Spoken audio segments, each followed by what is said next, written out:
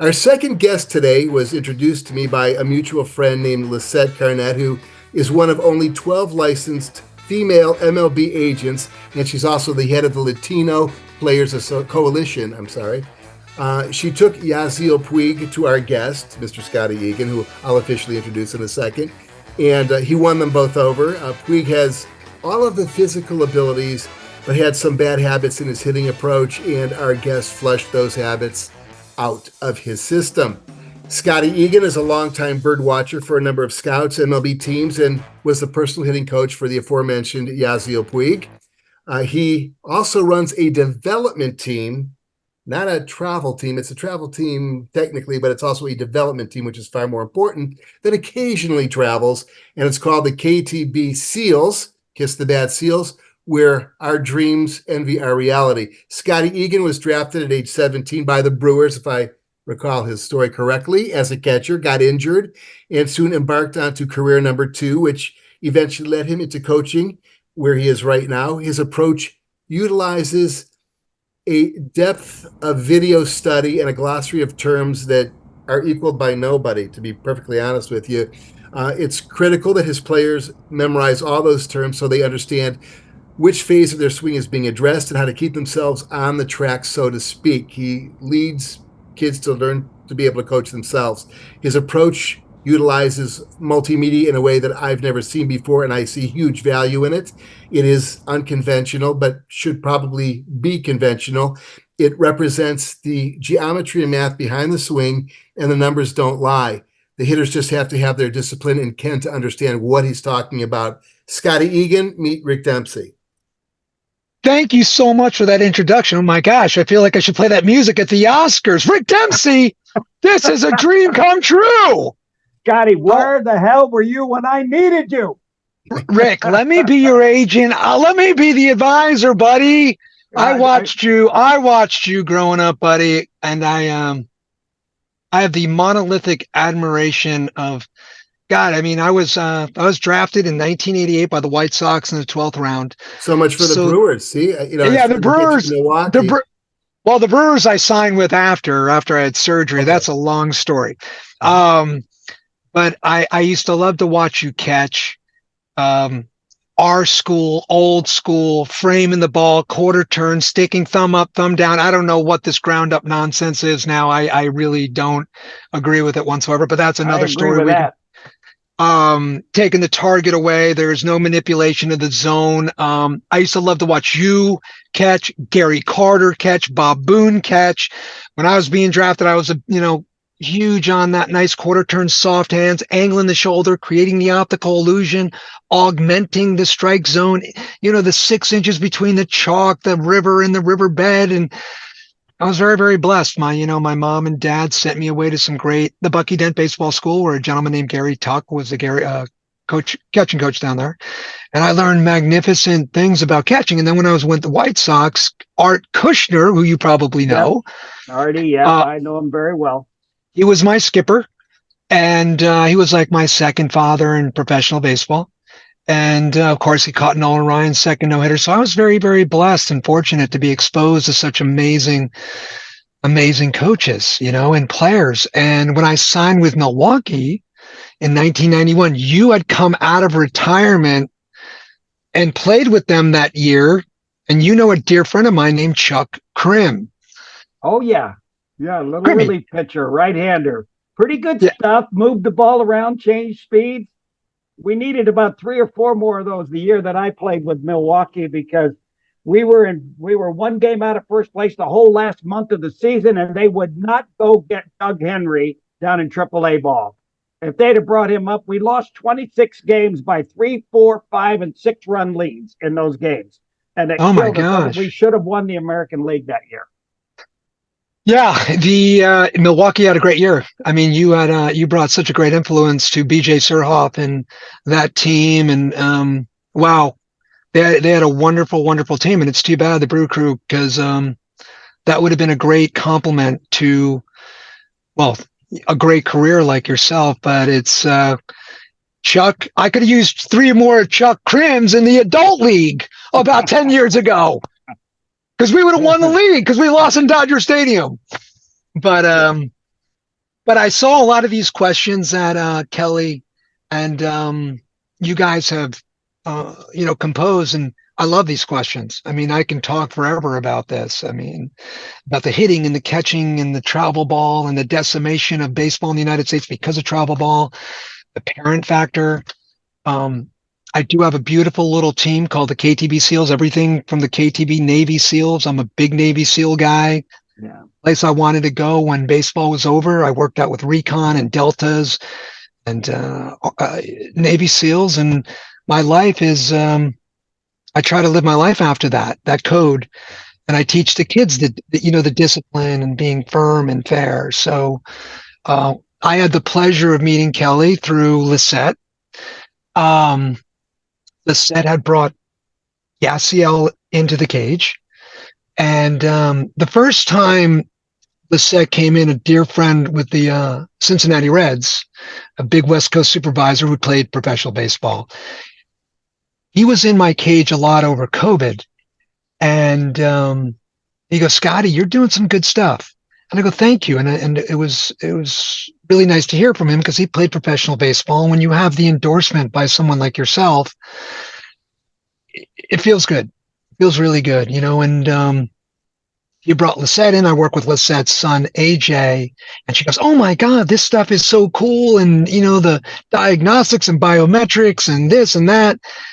And Yasiel would love it. And I was like, Yasiel's not going to come in my cage. You know what I mean? But sure enough, he did. And he did like it.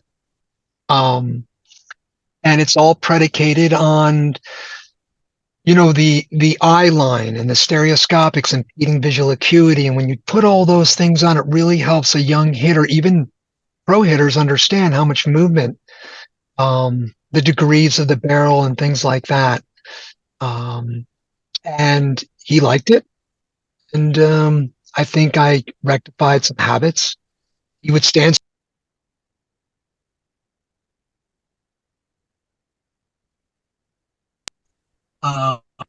for, his barrel would wrap. I call that the Taco Bell chicken wrap, when the hands go behind and he changes the train. He changes the train tracks, like that scapula pullback. And there's people out there that teach that. I don't know why they do that. I call that a changing the train tracks. Or they're topping the keg that goes up and down, or they're doing the whack-a-mo and all these funny names. But we got him quiet, quiet downstairs. Yep. We mollified his stride. And if you're quiet downstairs, you'll quiet upstairs, and it'll minimize the movement, and he'll learn to see and track the ball better. And he came in several times. He went to Mexico, and then he went to South Korea. He did well. The off the field things that go on, well, I don't have a lot to say about that, but he's a super guy. And he was going to bring in Bellinger when he came back, because Bellinger's a phenomenal hitter. Oh, by the way, James Loney says hello. Thank you. Yeah. James, I saw him at a game not too long ago. Last year. Yeah. He's a great guy. He was at a game. I saw his son play, put him on the video, and I told him I was going to go on the show. And he goes, tell Rick I said hello. I go, Scotty doesn't forget nothing. Great kid. Yeah. All right. Thank you, Scotty. I appreciate that. Hey, I've got to ask you some questions, because first of all, I got to say, man, the one thing I love about you already is your energy level is right up there with me, babe. When I'm talking about catching behind home plate, I've got that level of energy too. I think it brings out a lot in the players, But I got to ask you some quick questions here. You're coaching these young players and everything, and you're seeing a lot of some of the things that coaches are doing, the practices that they're going through and what they're teaching young players. It's not really that good for Major League Baseball now. They're changing too much of the fundamentals. What do you think? I'm in total agreement. A good friend of mine, you probably know him, Brett Barbary. Yeah. Brett Barbary said to me one time, you'll play the game your whole life, but you'll never play the game. And I really subscribe to that.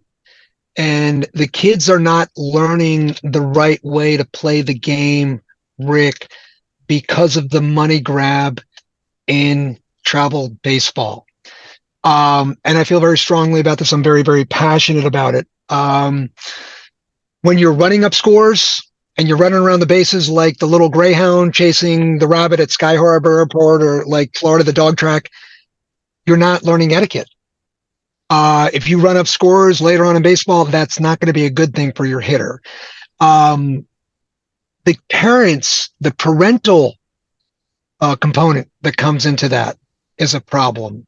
So what coaches need to do is really, really dumb themselves down, and they will smarten themselves up.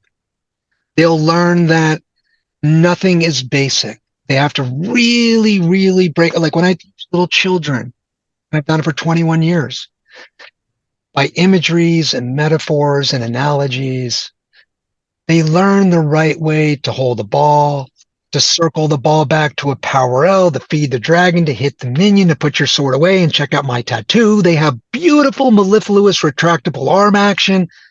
They learn. You communicate and disseminate in a manner that they can articulate, whether it's individually or a team. And what I love about doing what I do is I'm so blessed, is being able to impact the kids and the players. And the greatest currency a human being can have on someone is not monetary.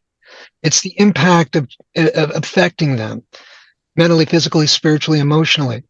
So it's disappointing. It's old school. It's old school. What you're saying, I'm feeling it old school. This is how we were taught this game when I first came in the late 60s and the early 70s, is to be visibly invisible. Out on the field, be professional, be a professional, about everything that you do. And it permeates through the ball club. It's what makes teams a lot better. It makes them easier to play together. Go ahead. No, I totally agree. The ability to see the invisible, it's, the most important factor about teaching or communicating is making them understand when you're coaching a game. When I have what's called modulated baseball games with the SEALs, what I do is I try to get other teams and clubs, Rick, to come to my backyard. Well, my backyard, it's my rules. And my rules is old school rules. Let's get the kids together. Let's do batting practice. Let's do in and out. Let's break it down. Let's teach the kids on the field, reset the kids first, third, first, second, show, bunt, pull back. Let's teach them what's going to benefit them later on to make a high school team. Well, geez, that keeps them off the street, number one. Nobody wants to do that, Rick. Either they don't know how to. Yeah. Their ego gets in the way. And I have a saying, ego is the anesthesia that deadens the pain of stupidity, and pride is the burden of a foolish man. So I'll go say that again. Ego is this anesthesia that deadens the pain of stupidity.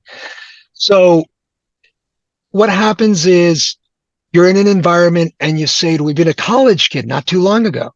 I'm given a hit and run. 3-1, well, actually a 2-1, 2-0 count, 1-0 count, hitters count.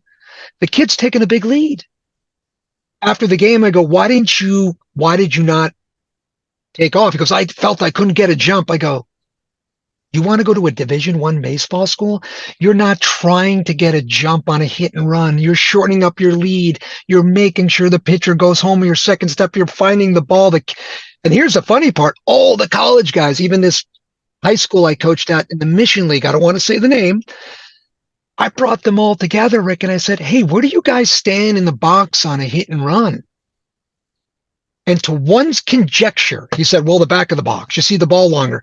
I go, well, that's not really the reason why. Actually, you'd want to see it shorter because you want to be late on it, because you move the catcher back.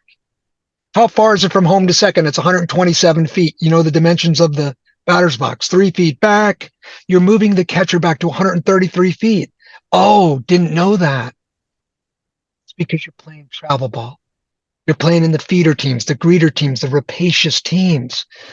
And it's affecting, it's contagious, and it's decimating our game. And I know people say it's the world's game. Well, that's okay, the international players. But in our day, Rick, when somebody was getting released, when I was released by Milwaukee or Chicago, which was illegal, by the way, with the White Sox. And Art Kushner told me that at Yankee Stadium, which I could tell you that story. You'll be blown away because the White Sox released me when I was hurt. Can't do that. Well, if it comes down to an American player and a player from overseas, we get the unconditional release, Rick, or they get a conditional release. Go home, go back to the United States, get a job. Well, they go back to the island and come back the next year. Is that fair? No, it's not fair. So what's happening with all these teams, all these travel teams, is the kids aren't learning the game. And that's what I learned growing up. I went away to the Bucky Dent Baseball School. When I made an all-star team, oh man, it was a privilege, Rick, a privilege. It wasn't my right. And if I didn't make the team, my dad was also a pro baseball player. Back then it was A ball, B ball, C ball. My dad coached Yogi Berra's son, Dale. Mr. Berra was like a father to me. Yeah. Dale Berra, my dad coached him. I was at Yogi's house all the time. And again, my dad would say, hey, you can't make the club in the tub, kid. You want to play, you can't hustle with a pulled muscle. You can't sprint wearing a splint. You make a team, you make a team. Don't blame it on the coach, because my dad never coached me. No. Okay, he didn't want any part of it. He used to sit in his car in a Volvo and look binoculars, and because he didn't want any part of the parents.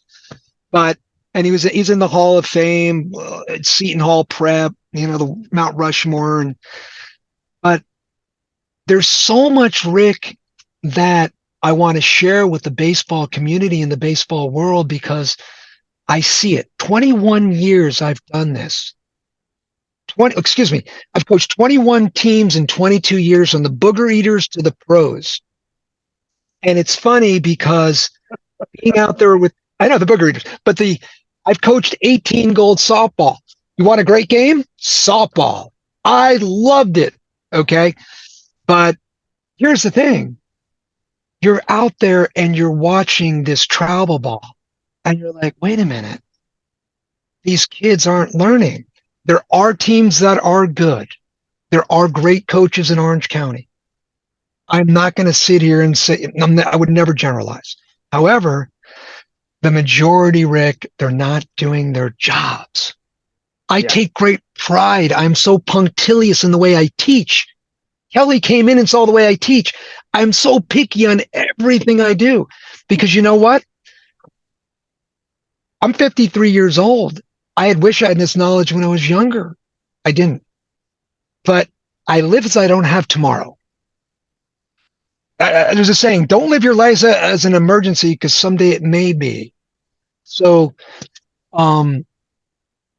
there's so many questions that were on there that, oh man, I've played this over in my head again and again and again. Hitting philosophies. The launch angle, Rick, what the heck is that? I don't know what that is. Drop your hands and try to hit the ball up in the air? Yeah, that's what they think it is. Well, let's talk about that. How funny is that? All right. Okay. When I grew up, I loved George Brett. I loved Don Mattingly. I love Rick Dempsey. Imagine that. George Brett was my number one toughest hitter that I thought ever. He had a swing. The stride and everything was very different.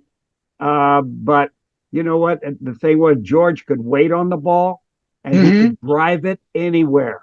He was just the toughest guy I had to face on the field. I'd say George Brett was my number one. Was he the best? He had a swing analysis. You analyze that swing. That's what I.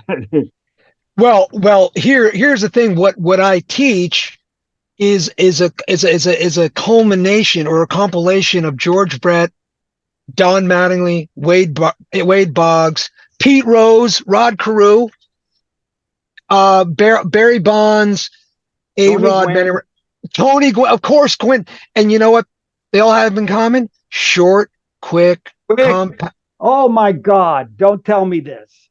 Short, quick, compact. No one comes to me for hitting instruction, but there was a time for most of my career when I was an incredibly good hitter, and it was all about the hands staying inside the ball till you just couldn't get them in far enough, and that short swing of the bat to the ball. It wasn't any more than a foot and a half swing. Boom. Keep the hands inside. You can see pictures of Tony Gwynn and all the great hitters, Wade Boggs, because I sat behind him, and they could keep the head of that bad back, even on a fastball inside, and still drive it through the shortstop third base hole. Oh my gosh, yes. That's what made them great hitters.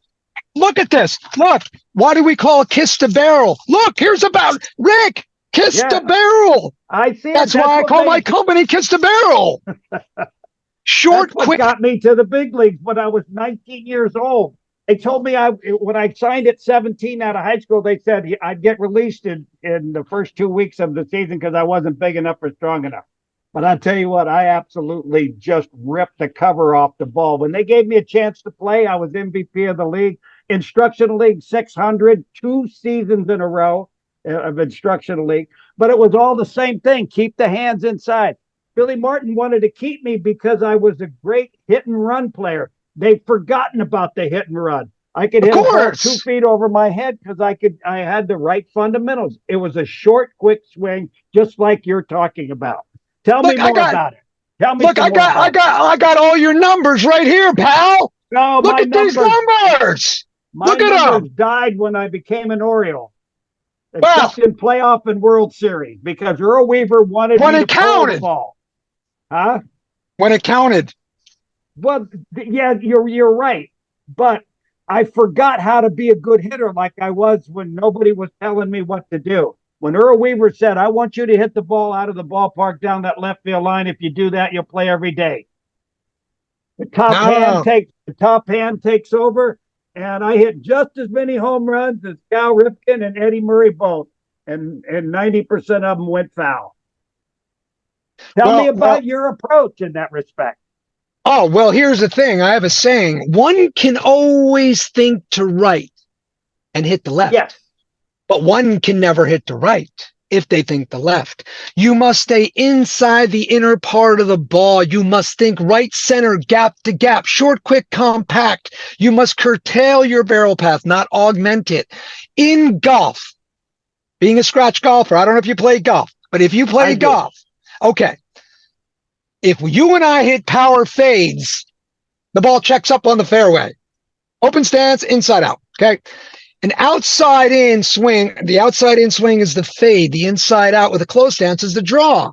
Right. We don't want to hit curveballs in baseball. We want to hit trajectory backspin. So even when you get the backspin on the ball is going to carry to right center and left center. You have 3/4 of the outfield to play on, Rick. Don't you want to hit the ball from the left side of the left fielder that way? Or do you want to just minimize and hit the ball from the right side of the outfield, left fielder to the foul line? The pull hitter, all nonsense. Mattingly and Boggs. Mattingly, let me tell you something. Mattingly and Boggs and Brett and Gwen. And here's another thing, might I add. Yasiel was going to bring Bellinger. I wish he would have bring Bellinger in. What an amazing hitter, amazing athlete, right? A lot of these kids, Rick, they're hitting with their hands down here. I know it. They're standing straight up and down. And I say, why do you do that? And I go, let me ask you a question. And I play possum. When a pitcher elongates down a mound, and he lands heel to heel, toe to target, his release point, correct me if I'm wrong, is about 4 feet, give or take, off the ground. So why wouldn't you want to be in a crouch to minimize any vestibular disruption with your eyes? Why are the greatest hitters crouched over? Why are they in a crouch concave? I say, if you're concave, the umpire will behave. You know what I mean? It's to me, I don't get it. I just sit back and I'm like, okay, do it your way. And you may get away with it in Little League, high school, or college. But when you get to that Friday night guy in college, now I signed out of high school. Everybody was a Friday night guy.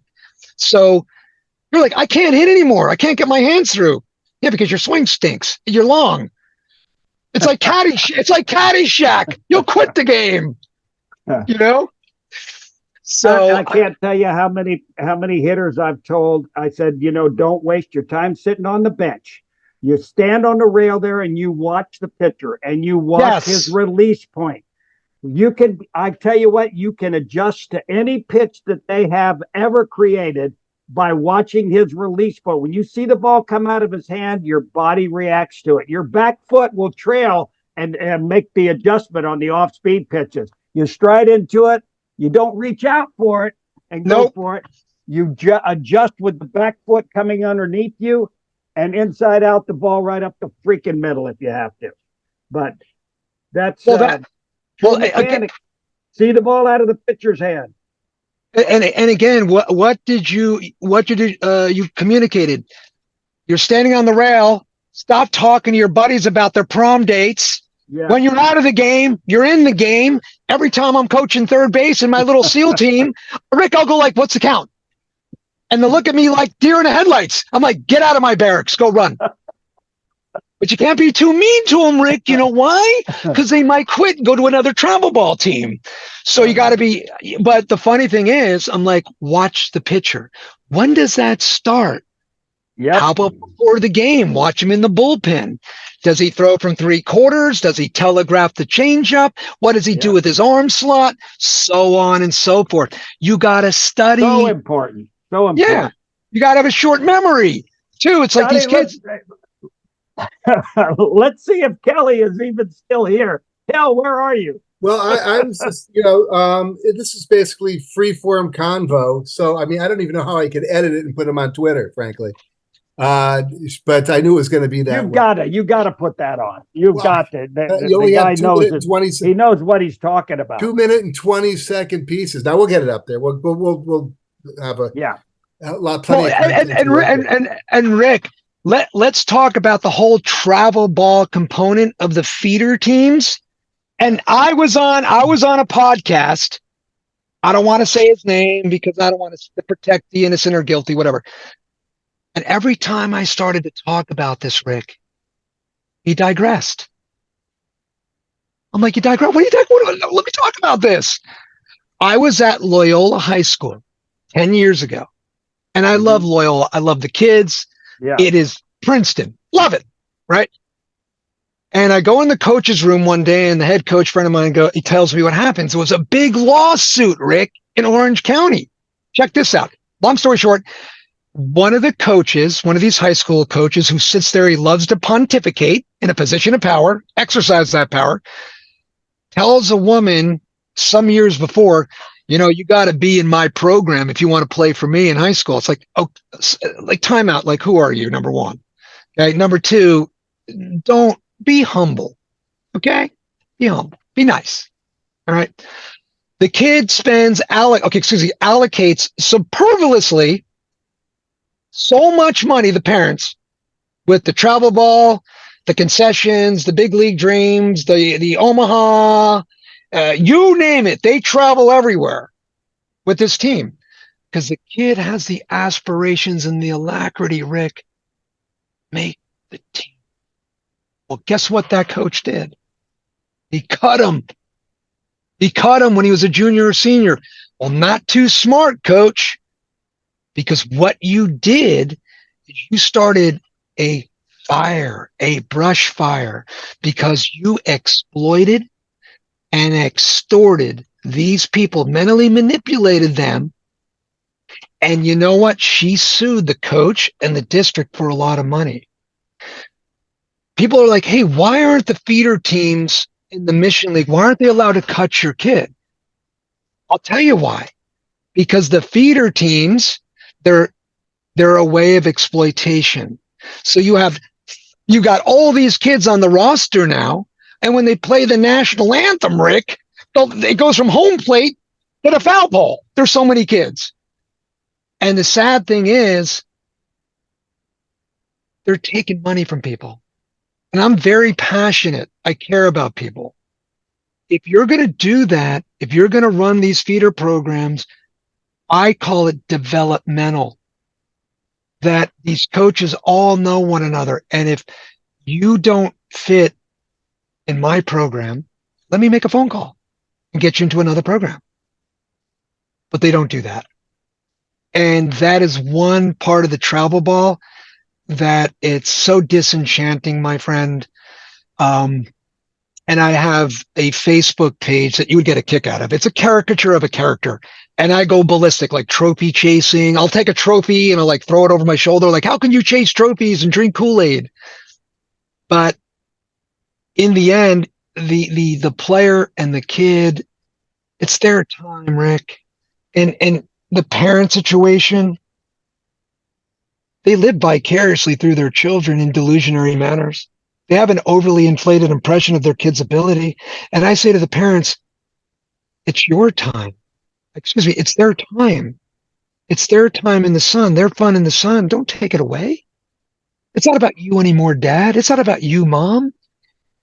I think kids should play Little League. I think kids should go out and enjoy themselves, and it when you do this as long as I've done it, and you've seen all the kids that had a chance, and their development was impeded by what I'm talking about. It really affects you, and I don't think a lot of people. I know there are coaches on Facebook that have talked about that, but I think it needs to be more amplified. I think it needs to be more. It should be more universal. More people should know about it. I'm going to write a book. I did a documentary. I'm also an actor, Rick. I don't know if Kelly told you, but I was on General Hospital for like 7 years. Oh, yeah. So I came to LA to act when baseball's over, and all these. Yeah, that's a different part of my life, which I still act and I love it. But we did a mockumentary, Universal, sitting on a shelf. It's basically the Bad News Bears meets Best in Show about the parents. But I don't blame the parents. And I know this may sound like I'm talking out of both sides of my mouth, but I'm not. I think the coach's responsibility, in a very genteel, diplomatic manner, is to communicate to the parents what is expected. If you ever came to one of my games, my parents are wonderful. They don't talk to the umpire. My catchers are trained, Rick. I always tell them, frame it for a second, get rid of it. You're showing the umpire up. Don't draw attention to the umpire. If you're hitting, you don't like the call, agree with it. Don't make the umpire look bad. My parents have been, in, like I said, a very benign, genteel, diplomatic, and delicate way, communicated policies that they adhere to. But again, I don't have that ego. I know what humility is, and the parents that act in a way that's so unbecoming is because it's not their faults. It's because those coaches didn't sit down with them. Because it's very easy to communicate to a parent and say, hey, look, this is what's expected. And if you don't do that, if you don't sever that cord, they're going to continue to act the same way all the way to high school. And you're impeding their development there because the high school coaches want nothing to do with parents whatsoever. Rightfully so. Yeah. And then in college, it just totally changes. We see that quite a bit in travel ball. It's more like parent ball. And I think it's a lot to do with just it's a broken culture, more than anything. I was one of those backstop dads that actually relegated myself out into the right field corner. And actually I would sit out there with Zeal. he would just not want to be around anybody because that's him. But I would be like, I just got to shut my damn mouth, right, and get out of here. But I did, being the helicopter dad, I still do a little bit of that, but I far less than I used to. But it's you have to temper the expectations of parents as a travel ball coach or a developmental coach as we start getting into this facility that I'm helping put together. The focus is going to be on development ball, having kids have fun, doing the things right. And in fact, when we do things like play games, the games are going to be a very structured, like a show ball, a scout ball thing where it's like five batters. So you have five batters or three outs next. There's no daddy ball. The kid who wants to play, we got to get everybody everywhere until they, this is a young age, until they figure out where they want to be, because they have to have fun. And, travel ball's on the way out. I mean, right now there's still a lot of money, but we're not going to mention names or anything like that. But there's an organization that Rick and I are fairly close to. We just know guys who run it, and we won't even say who they are, but they're getting a lot of pushback now. But really, it's the parents that have helped foment this. And then a lot of the opportunists on the outside who have created false expectations for the parents when it comes to getting their kid from team to team. And because of that, we have the portal situation, which was originally an NIL situation that became a free agency so kids could go out there and make money on their own with their own name and image and likeness. And that's a tragedy, actually. One has led to the downfall of the other, and it's basically a system that's eaten itself. But you have a class right now, don't you? Don't you have some kids in there? No, I'm sitting down at the end of the parking lot because it was nice and quiet. My assistant coach is back there teaching her little aces team, and they're like little wolves. I have a SEAL workout in a little bit. But Kelly, it's very interesting when you mentioned that about developing the parents. I mean, that's all part of the developmental process, right? And you're having developmental games. And again, how many times when I have a game, I will have my player go up there and take pitches. Not just to take a pitch, but to develop while you take a pitch. If he strikes out, I go hit again. Now, when he hits again, he's not allowed to run. I want you to stick your finish. Stride and glide to a quiet front side. Be soft. Master the take and you'll master the swing. And when he does swing, you look at it in the coach's eye and you see if it's comparable to what he's doing. That's development. And that's what I'm trying to do with what pertains to what you're talking about. The portal and all that's not my world, thank goodness. But I mean, I was watching your son today, right? You sent me the video, Kelly, and the video was great. Swing's beautiful. He's concave. His barrel path is great. And what did I say to you? Why can't a kid like that get an opportunity? Yeah. Why? You know what I mean? Because of the scouting report. Well, why didn't you tell that to Craig Biggio?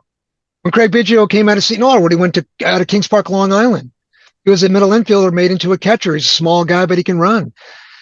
I don't think it's fair for anyone to put a label on any of these kids, and it's all predicated from a young age. I mean, it's not. It really starts with the coaching and the development. And a lot of people will come to you and say, I want you to develop my son. And I hate to say it, but the truth is parents want to be lied to. They don't want you to tell them that because they can't handle it, and in the end, if you are truthful, their sensitivity, they'll go somewhere else. So you've got to have a buffer. You got to have a way to diplomatically communicate expectation or exactly. Yeah. Right. Yeah. Let me throw this at you. So I think what my approach is going to be when we open the doors with this thing is going to be to develop kids to love baseball, period. Just like playing it, not put so much pressure on themselves. And the concept, because the next step from travel is 100% they want to play at college at some level. They could forget about D1 right now. I mean, you've got to be I don't want to use the term unicorn. You've got to be an outlier, sure, to be able to break into a lineup in a Power 5 D1 school. But to spend 2 years out of high school, maybe in a prep program, where you don't lose any eligibility, but maybe also just go to a D3 or an NAIA or a D2 and just enjoy yourself, see what you could do for 2 years, but develop, go somewhere where you're going to play. Yes. Because you've got to play to develop, and you can't sit in red shirt and just throw it out there because, after you redshirt and you realize I may never get on the field because they're going back into the portal to get another guy who's older. That portal guy, you become a portal guy with no statistics. But I know we're running out of time here a little bit, guys. I know Rick, do you have, there's a lot that we had to do. We wanted to talk about. What have we possibly missed that we can cover right now and moving forward? Because there's a lot here. I just have to cut it up and make it look fantastic, more fantastic. I was going to ask him about catching. I know he was a catcher. I want to ask him, catching has become the worst position for me in all of major leagues. And Major League Baseball is promoting every catcher to go to one knee because you can't throw anybody out. Not the half decent base runner. You're not throwing those guys out. They want people in scoring position because even though they want quick ball games, 2.5 hours, they want a lot of scoring, 9-8, 9-7, 10-6, those kind of games. They love those kind of games. So they're promoting people being in scoring position. I would never go to one knee unless there was nobody on base and less than 2 strikes on the hitter. It's just stupid to do that because you put your pitcher in a bad situation with runners in scoring position all the time. They get a little nervous having that. The ERA is 4.5 is a good ERA. In my day, you get released. Yeah. I totally agree with you, Rick. And okay, what is my take on that? My take on what goes on today? Yeah, I think it's disgraceful. I think it's ridiculous. Guys, look, I understand if you want to get down on your knee once in a while because of longevity, you may need who knows? But I can't now. But the thing is, if you get down on your knee all the time, you become very lazy. Guy bunts on you, you're going to look ridiculous. In our day, your day, my day, it was forbidden. You're in a good receiving position. You are low. You give a good target, a good quarter turn. People don't understand like this ground up nonsense. Yeah, you come up, ground up, thumbs down. 94 comes in with a cut from a lefty. You're going to the hospital. It's going to blow out your thumb. Okay. I had the greatest catching coaches from Del Crandall to Art Kushner, to Mr. Yogi Berra, to Gary Tuck. I can go on and on and on and on. And I was always like, well, in big league, Carlton Fisk. I was in big league camp. I'm sitting next to him. When I was 18 years old, I was very fortunate. They allowed me to, they wanted me to catch pitchers, which was fine. I loved it. But I said, Mr. Fisk, what was it like to hit the home run in Fenway, when you were waiting? He goes, what are you, a little sports reporter? But I wanted to learn. I wanted to ask questions because it's eclectic. So catching now with this roundup, there's no movement, Rick. Yeah, the guys are lazy. And when a catcher sets up outside and if his shoulders are parallel to plate, there's no optical illusion. But if you angle your shoulders off, say there's a left-handed hitter, and I angle my shoulders off, I have now augmented the 17 inches to 19. More importantly, when I catch the ball with my thumb up and pop my right shoulder back, now I've given a visual corridor to the umpire. So not only have you augmented with the optical illusion, but now your right shoulder's back and you've given him a beautiful look, whether it's a lefty slider, a backdoor from a righty, a freeze fastball, no matter what be. But they're not doing that now. There's none of that. Nowhere. And whether it's you're setting up outside to a righty or lefty, I'm not seeing the optics. I'm not seeing guys set up. Russell Martin was great at this. He would set up outside, make the hitter feel like they're going to throw a fastball away, and then he'd pop back in and they'd throw an over the falls curveball or changeup in the dirt. Got in the hitter's head. Yeah. When I teach hitting, get on top of the plate, create an impervious approach. Get on top of the plate, left toe center, right foot if you're a right-handed hitter, slightly open, because pitchers can't throw inside. Very difficult. So they try to throw outside. And when they do, Rick, the first thing they do is they pop their left shoulder right on right. And when they pop their left shoulder, they change their release point. And where do they miss? Middle in. So I tell my hitters, when the guy's outside, look for it middle in every year with the D1 college program. When I want in, Rick, I tell them to set up outside. And in the antithesis, because pitchers can't, big league guys can. That's why when I used to call it a fastball away, I used to take and tuck my shoulder. And then that would remind them to go shoulder to shoulder, and then I could stick it on the outer half. Because so all these components and factors, they're not communicated. I see these catching drills, all this stuff. What is that, Rick? I mean, I got drills on here, Rick. I don't know if you can see this, but look at these 11-year-old girls. Yeah. They're dropping their left knee, Rick. Yeah, I see that. And they're giving the vision, and not only they can have the leverage to catch the ball up. Those girls are 11, Rick. That was 7 years ago. They're all going D1. What's going on? I mean, like, I don't, and you appreciate it. You're a Hall of Famer. And it's like talking to you, it's like talking to my therapist, because you're the only one that gets it. Otherwise, everyone thinks I'm nuts. I do get it, because I know what you mean about the shoulder turn. Whenever I sat on the outside to a left-hander, inside to a right-hander, I always turn my shoulders a little bit, because it lines your hips and your shoulders up. When you take that first step out to throw, you're now lined up at the inside of the bag where it should be, not lining up to throw the ball on the outside corner while a guy's stealing. That much difference in where the throw hits is a big difference whether you're going to get the runner out or not, especially a guy like Ricky Henderson. You've got to turn a little bit more on that side of the plate. Yeah, bang, and bang. People don't understand that, because nobody ever was able to tell them, and why do you do that? One of the things that's killing Major League Baseball today is when your starting staff, I caught 16 Cy Young Award winners in my career, okay? Wow. I know, but you know what? I worked with them in between starts all the time, because when I saw a guy that couldn't give me a release point for the corner where I wanted him to throw the ball, I knew what to say to him based on his delivery. Show me one number on your back. Show me a number and a half on your back, and make a better turn, because the longer you turn, the higher up you can get your arm. You have more time to get your arm in a position to throw the ball, and you're not falling all over East Jesus by the time you release the ball.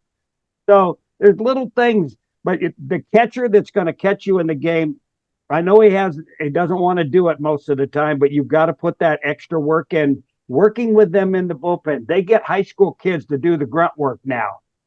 And they don't realize how important it is to have the guy doing all the catching back there behind home plate, working with that guy, convincing him that's a good release point, where you're releasing the curveball now is a strike, on the corners and blah, blah. There's all sorts of things you can help them with. Absolutely. And it was a good point you made, because when you circle the ball back and you have that really good elongated arm action, you're staying on top, and you're throwing the ball on a downward plane. And if you ask any ophthalmologist, it's very difficult to focus on a ball that's changing planes. Yeah. And Netflix had this thing about fastballs don't rise. Okay, well, I caught Bobby Thigpen, and that ball was going zoof. So I don't know. Maybe Netflix, the producer, needs to go back there and go catch a guy throwing 100 miles an hour. And again, what's missing also, Rick, about catching is that when the White Sox, his name was Don Rowe. He was the major league pitching coach. He went over to Milwaukee. He was a AAA pitching coach when you were there.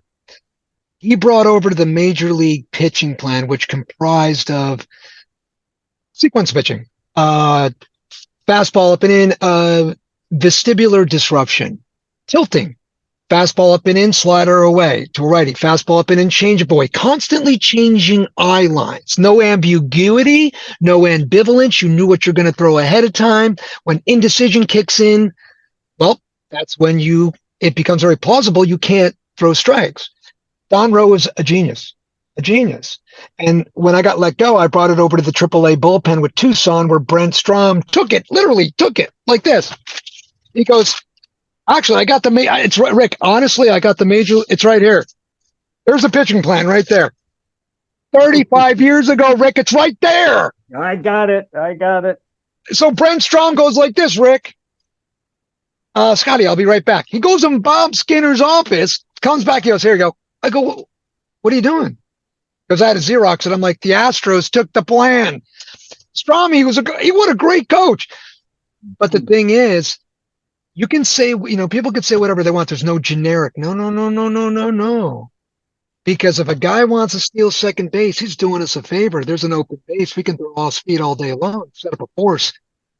Catchers are very intelligent creatures, and if you have a pitching plan and you've sat down like a director with an actor, and you've done emotional recall, and you really done research on the people you're going to face, the actors who you're going to interact with, have a chemistry.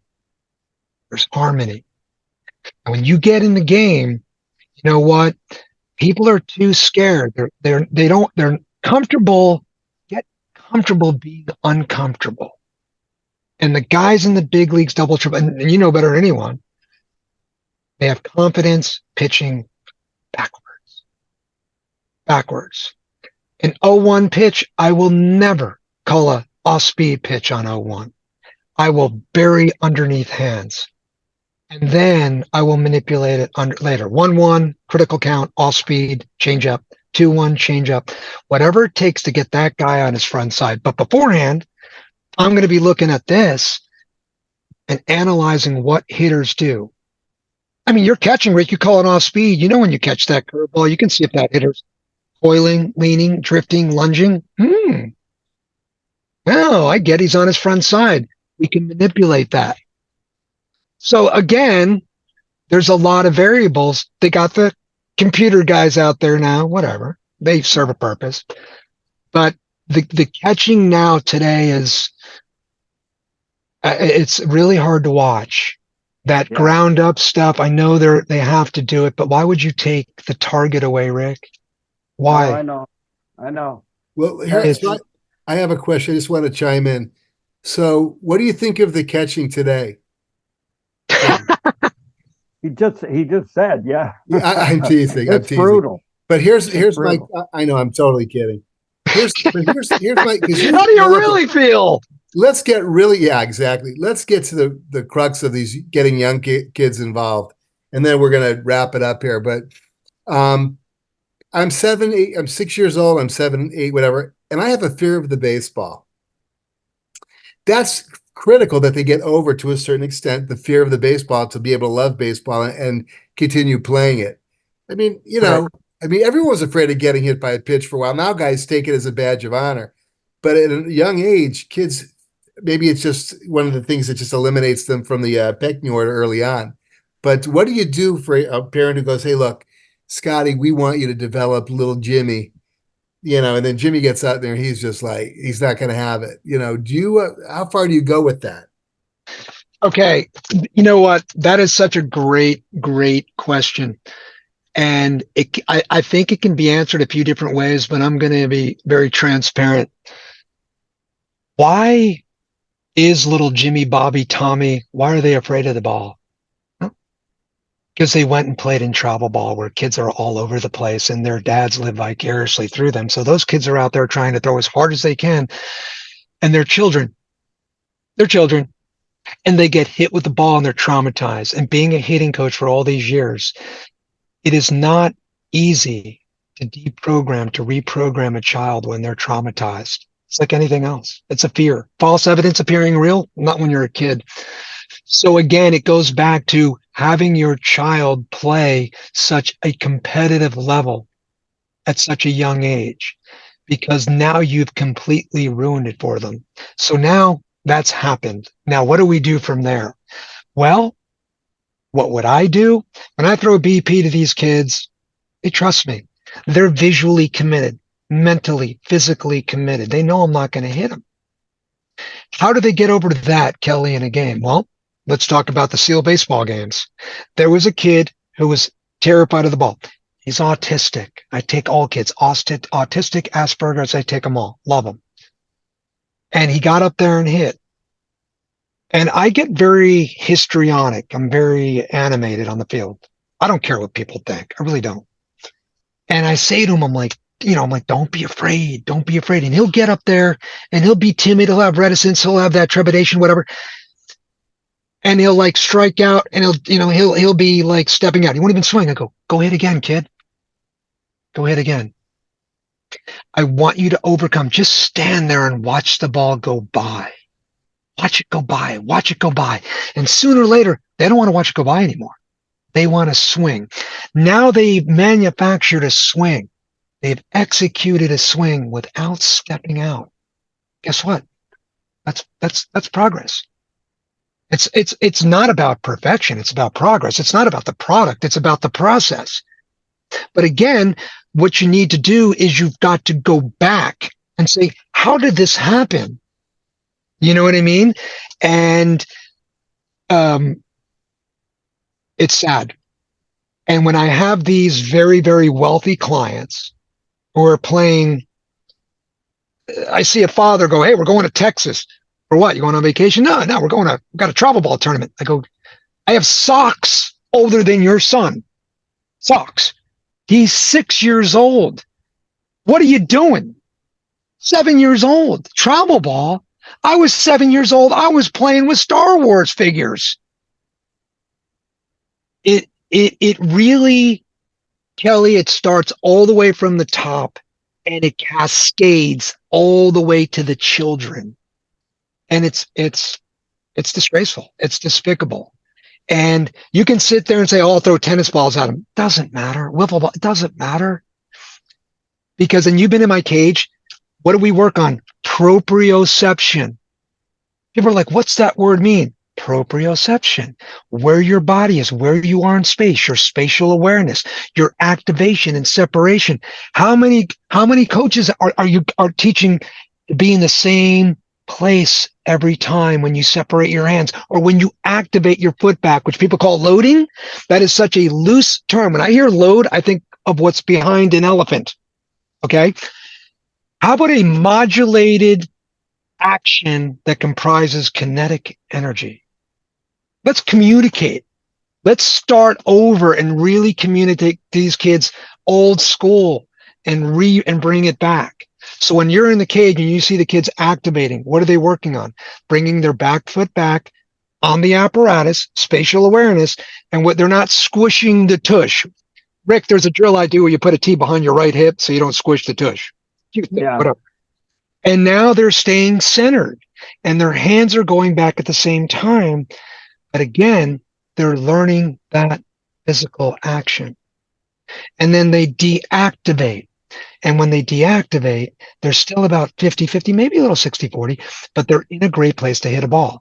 Now they're deactivating. So when they take the pitch, they see it in.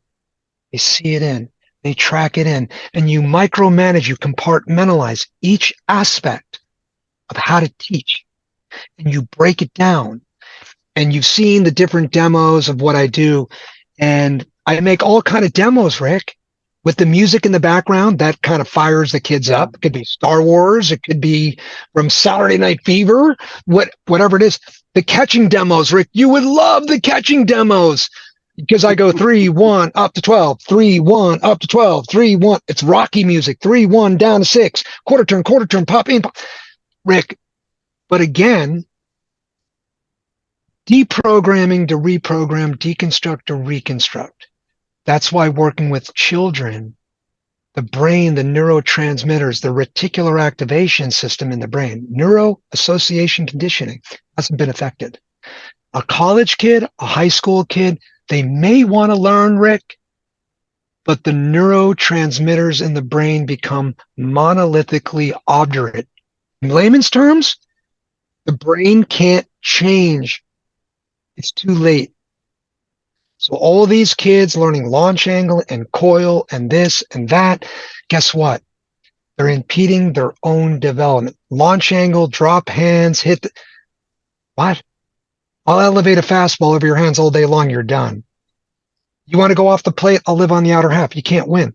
So again, Kelly, it goes back to teaching the children the right way, the kids the right way. And the coaches, if they would just reach out and forfeit their egos and extract information instead of I know it all. No, a 110-year-old Buddhist monk on the top of the helmet, they don't know it all. We don't know it all. I don't know it all. I want to learn. I still want. Rick, you just said something that I didn't even think about. To get Ricky Henderson, yeah, you're a little bit closer to second base. You thought about that. Scotty, there's nothing you haven't thought about. You made that very clear. Well, you know what? I've emerged myself, Kelly, Rick, into this life, into this profession. When I walked away from acting, I studied acting for years. I love acting. I love being on stage. I love being on camera. But you know what? When I decided it wasn't God's plan, I said, you know what? I'm going to impact, have God work through me and try to save the game. I want to do the best I can with whoever's around me to try to teach the kids the right way as long as I can.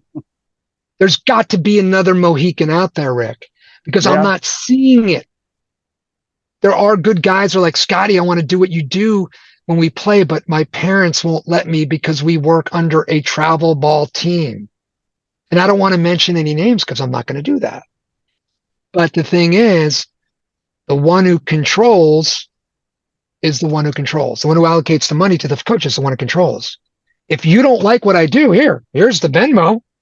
Here, Tommy, take your Venmo back, your money. I'm not going to change. I believe what I believe. I have passion in the game. I have passion in how to teach the fielding and the catching and the throwing and the hitting. I mean, my buddy with the Reds, he just brought his little boy in today just to say hello because he's going to the draft. He's only 4 years old. And I have a way to teach throwing, Rick. It goes like this. Pray position, rotate shoulders, circle back, power L, feed the dragon, third eye up, become a ballerina, hit the minion, put your sword away, and check out my tattoo. When you put it all together, Rick, what do you have? A mellifluous, retractable throwing action. Form. What is the acronym? Is it truly mellifluous? And when you put it all together, yes. I can show you right here. It is very mellifluous. And the thing is, Kelly, the acronym for form, which I require all my kids to learn, is fundamentally orchestrating rhythm methodically.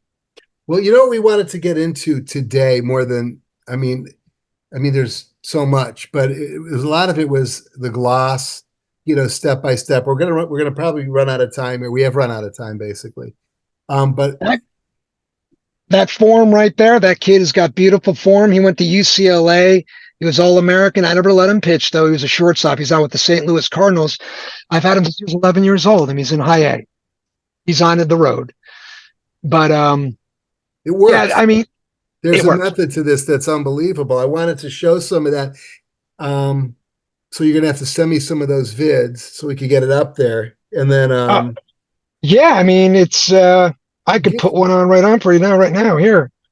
Oh, you'll like this shot. This is a nice shot. Kelly and Rick. Well, send it to me because what we do is we're gonna put it up there while you're talking. Showing it to us now isn't gonna really be much for the value of this. What we do, I edit everything and I'll have a little frame in there and we'll put it in. We'll be able to see what we're talking about here and some of the things that you do. But for right now, let's go ahead and give where can you be contacted? And you will work virtually with people. So if people are interested in getting an assessment of their hitting form, throwing form, fielding form, pitching form, whatever, you're open for that opportunity.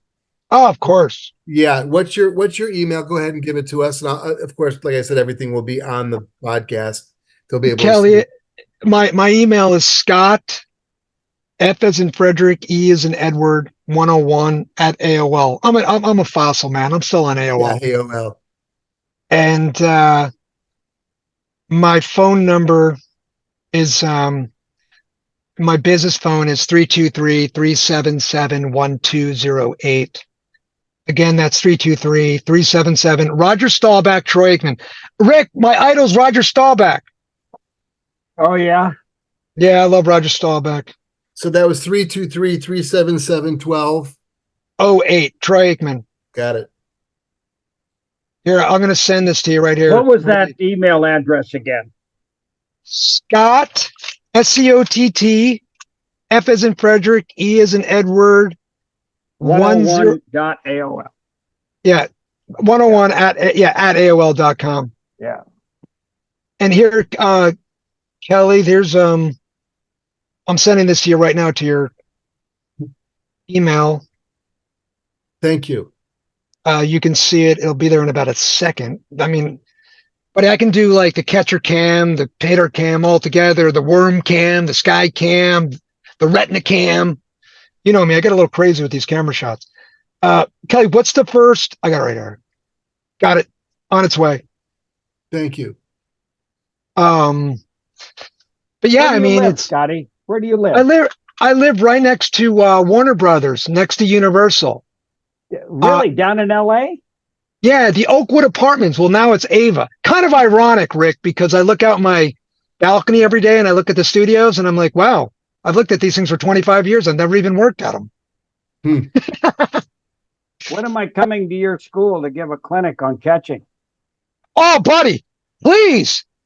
I say we get a bunch of people who do that ground up nonsense. You come anytime you want. I'll fly in on the KTV copter. Tell me where you work out with these kids, where your school is. Do you work at a specific school? I have my own cage. It's in Burbank. It's at 220 North Victory. It's called the Batcade. That's a batting cage. I don't deal with the batting cage because I don't do the batting machine. Yeah, I don't do that. That's a long story. I have my own cage on the side. Okay. That's their own business. You want to get those kids out there, especially the catchers. Man, that would be awesome. Hey, Rick, this is great. You're going to love this, buddy. Okay. You can hear the demo and you'll visualize. You give a sign? I can't hear it. Hot. There.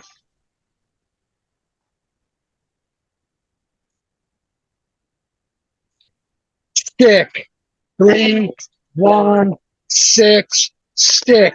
So I'm videotaping the kid as the demo is going. I'm videotaping the kid, Rick, and I'm putting him on camera and I'm making the movie, Rick. I'm getting close to him with all the camera angles and I've got 2 machines going at once. So boom, boom, boom, boom, boom. And the kid's going with like a windshield wiper. Boom, boom, boom, boom, boom. Our school, Rick, our school. Oh, and you'll love this, buddy. So they got the new balls in the batting machine, right? And I had to do it. So when you put it on 70, if you go all the way up to the green, the release point out of the machine to the time it hits your glove. So I'd get in there, I'm a little nutty, and I'll put the phone right behind my ear, like this. And the ball comes out and it's boom. Then I put it on the stopwatch and it gets to the plate in 0.17 seconds. Now, you want to talk physics? That's over 120 miles an hour reaction time. I got it all on video for you. You'll love it. Now, my point I'm making is I also made a mockery video of me going like this. And I went down and it literally hit me in the helmet. Oh, geez. I was like, yeah, keep dropping your glove, pal. Yeah. You know, I mean, it's, I guess you got to have fun with all this, but, you know, I joke around. I say, you know, on my epitaph, it'll say, here lies Scott Egan, who died of righteous indignation.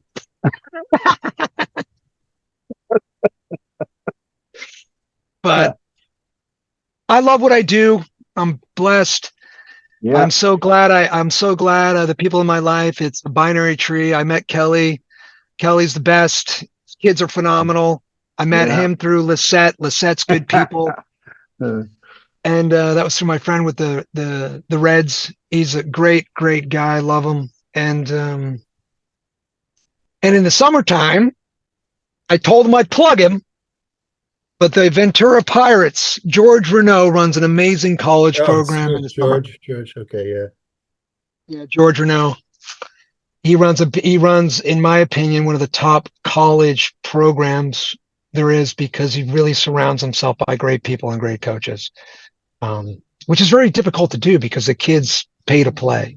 It's like an extension of travel ball, but you got to flip the lineup. But he does an amazing job. We're providing a service for those kids, and parents they pay a ton of money for dance. They pay a ton of money for their kids. They got to develop them. They give them the things that they love, and if playing and developing and having a good time, and enjoying the camaraderie and the brotherhood that playing a sport brings, then it's priceless. And that's priceless. That's the reason why so many of these guys, and we're going to go after this, guys. After the senior plays his last ball game, he's standing out there on second base or whatever. He realizes, this is my last college baseball game. I'm never going to have this feeling of camaraderie with this brotherhood ever again. And, I'm going to see these guys maybe never again, maybe stay in touch with some of them. But it's like, I'm never going to feel that excitement. I'm never going to feel the disappointment of being in a slump and the helplessness, but I'm never going to feel the elation of snapping out of it and knocking in a winning run or what the deal is, so that's, we are providing a value, and that my philosophy is show them the best time they possibly can have, give them as much attention as you could possibly give, but at a price, and that's pretty much it. Well, gentlemen, thank you very much. Scott, thank you for joining us. Rick, as always. Something that I just want to mention is that Rick has the Rick Dempsey Baseball Warehouse in beautiful Columbia, Maryland. You got to go there because some of the best players in Baltimore Orioles history, and some that they're all professionals. It's on one level or another, are coaches at that facility, and you're going to learn how to play baseball the right way. That's a great thing. Again, that's the Rick Dempsey Baseball Warehouse. We're fortunate enough to allow a website called twoadays.com host our website and drive traffic and views for us. And I'm appreciative of that, because they are the Yelp for college coaches, which means if you like your coach, you could put in a good word, give them a good rating. If you don't like them, you can get pretty jiggy with it. And there are some really funny reviews that I'm sure some coaches wishes they never had. It is entertaining, but it's a great resource, because they also provide a lot of information to help people get recruited by the schools that are probably best for them to go to. So it's an expensive process going to college. A resource like twoadays.com is something that you definitely want to take advantage of. Gentlemen, a pleasure. Have a good end of your 4th of July weekend. Rick, hit some links. See you in Baltimore. I'm sure you'll be there soon. Rick, Kelly and Rick, I want to thank you guys for the opportunity. Yeah. I'm very, very grateful. Pleasure, and I would love to be part of it. Rick, you are the best. You're the man, Rick. Thank you very much. I appreciate it. I see that we are clones of one another, the way we think about this game. You and I are clones. I'm going to call you on the phone. I'm going to give you my number. I'm going to send you a little paperwork on pitching, catching. Pitching is actually, I don't ever call it pitching. I call it precision. Precision, I love it. Catching is the same way.